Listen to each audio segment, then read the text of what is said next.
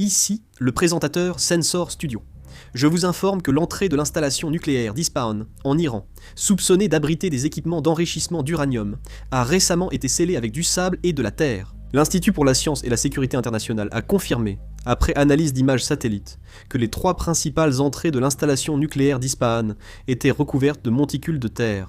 Il ne s'agissait pas simplement de travaux de construction ou de terrassement, mais d'une fermeture physique des entrées elles-mêmes, ce qui laisse entrevoir une intention très forte. L'Institut pour la science et la sécurité internationale estime que cette mesure montre que l'Iran craint sérieusement une attaque aérienne des États-Unis et d'Israël. En particulier, le fait de boucher les entrées des installations avec de la terre et du sable permet d'absorber dans une certaine mesure les chocs et les dégâts causés par des bombardements ou des attaques de missiles, tout en rendant plus difficile pour des forces spéciales de s'infiltrer pour s'emparer de matières nucléaires ou tenter de détruire l'intérieur des installations. Autrement dit, il s'agit d'une mesure conçue pour se prémunir à la fois contre des frappes extérieures et contre des opérations d'infiltration au sol. Ce qui mérite encore plus d'attention, c'est que la circulation des véhicules autour de l'installation nucléaire d'Ispahan a presque complètement disparu.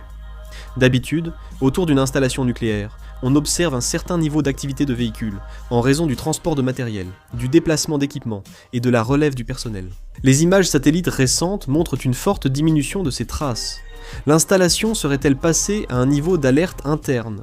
On évoque aussi que les principaux actifs ou matières nucléaires auraient été déplacés ailleurs, ou que des zones clés du site ont été fermées avec un personnel réduit au minimum. Ce qui est intéressant, c'est que ce n'est pas la première fois que l'Iran agit de la sorte. Il y a également un précédent. Juste avant que les États-Unis ne lancent une frappe aérienne contre l'Iran, en juin 2025, l'Iran avait pris des mesures pour recouvrir les entrées de ses installations nucléaires avec de la terre. Nous avions déjà conclu qu'il s'agissait de mesures contre une attaque aérienne. Et le même schéma se répète aujourd'hui. Ce comportement répétitif peut être interprété comme un signe que l'Iran a détecté certains indices méandros militaires, ou qu'il estime en interne la probabilité d'une attaque comme étant très élevée. Par ailleurs, le président Trump poursuit actuellement les négociations avec l'Iran, et insiste sur ce point. Cependant, il est difficile de dire que la reprise des négociations a permis d'atténuer les tensions militaires.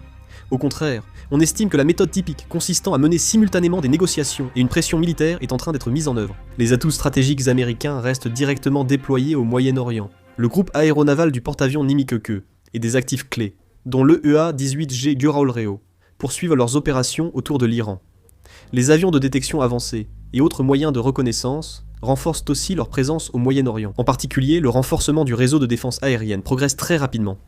Selon les informations actuelles, il est possible que des systèmes de défense aérienne comme Patriot et THAAD soient déployés sur les bases américaines dès cette semaine. Renforcer de manière dense le réseau de défense aérienne signifie, que ce soit pour préparer une attaque ou une défense, que l'on prend en compte la possibilité d'un affrontement de grande ampleur. La raison pour laquelle l'armée américaine renforce ses capacités de défense aérienne est que l'Iran possède la capacité d'utiliser massivement des missiles balistiques et des drones.